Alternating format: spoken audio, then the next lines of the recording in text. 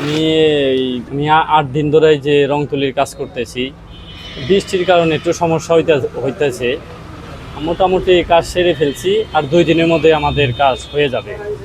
এই মূর্তির 5টা মূর্তির চোখ প্রদান, আপনার এই যে অলংকার, এগুলা কমপ্লিট হয়েছে। আর 3টা মূর্তি বাকি আছে।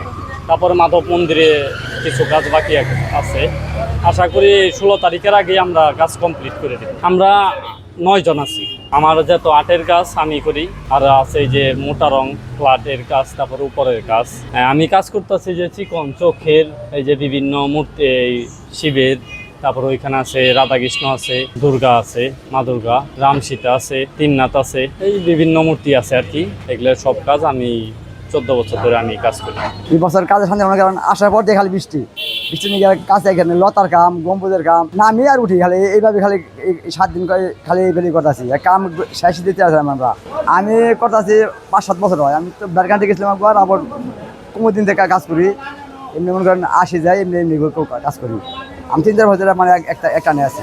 ভালো লাগে, কিন্তু এই তারিখে খারাপ লাগতেছে। খালি বৃষ্টি হাত পায় মনে করেন খালি ঘা হয়ে গেলাম, আর কাজ সুখ পাই না, মুছে মুছে কাম করে না, মেঘলা দিয়ে কাজ শান্তি নেই। বুঝছেন, রঙের কাজ করতে আসি, এটা আমার কাজ ভালো লাগে, আনন্দ ফুর্তি লাগে। উৎসব অনুষ্ঠান কেনাকাটাও এটি করতে ভালো লাগে। আমি ভাইয়ের সাথে আছি 12-13-14 বছর।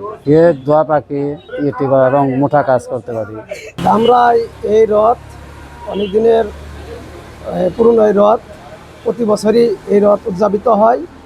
তো আমরা প্রতি বছরই এই জায়গায় রথে রং করতে আসি, এবারের মতো আসছি। ধোয়া পাকলির কাজ শেষ, এখন রং তুলির কাজ চলিতেছে। তো 10-12 দিন কাজ হয়ে গেছে, এখন আর 2 দিন আছে, আমরা সম্পূর্ণ করব আশা করি। তো এখানে অনেক লোকজন আসে, আনন্দ পাই।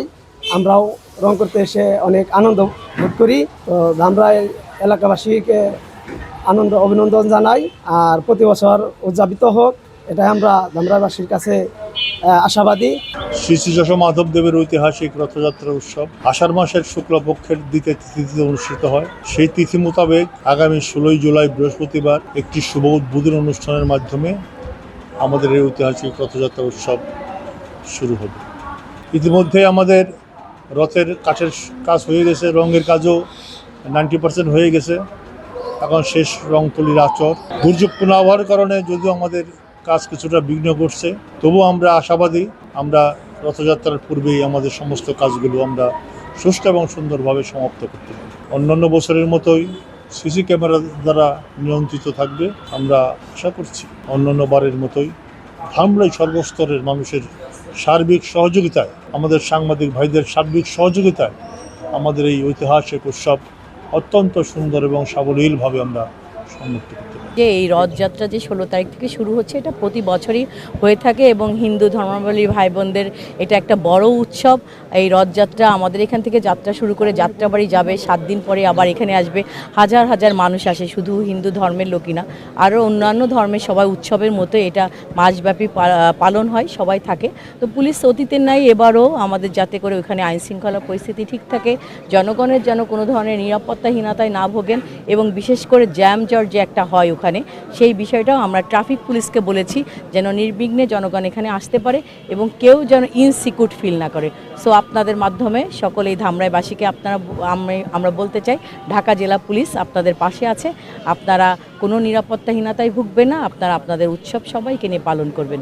ধামরাই উপজেলার 400 বছর ঐতিহ্য রথযাত্রা এবং রথ মেলা। ইতিমধ্যে আমরা রথযাত্রাকে নির্বিঘ্ন এবং সুশৃঙ্খলভাবে করার জন্য সব ধরনের প্রস্তুতি সম্পন্ন করেছি। বিশেষ আইন শৃঙ্খলা সভা করেছি। এর সাথে সম্পৃক্ত সকল পক্ষকে নিয়ে আমরা কিভাবে এটাকে আরো সুন্দর করা যায় সে ব্যাপারে উদ্যোগ গ্রহণ করেছি, পরিকল্পনা নিয়েছি। এখানে প্রায় 300-র অধিক আইন শৃঙ্খলা বাহিনীর সদস্য উপস্থিত থাকবেন। এছাড়াও বিভিন্ন রাজনৈতিক দলের নেতা কর্মী, এছাড়াও যারা রথ উদযাপন কমিটি যারা আছেন তাদেরকে নিয়ে আমরা এটাকে শান্তিপূর্ণ করার জন্য সব প্রস্তুতি সম্পন্ন করেছি। আপনারা জানেন যে এখানে যাত্রাবাড়ি মাঠ আছে, মাঠে একটা মেলা হয়, এটা উপলক্ষে মেলার প্রস্তুতি সম্পন্ন হয়েছে। ধামরাই যে ঐতিহ্য রথযাত্রা এবং রথমেলা, সেটা সুন্দরভাবে সম্পন্ন করতে পারবে।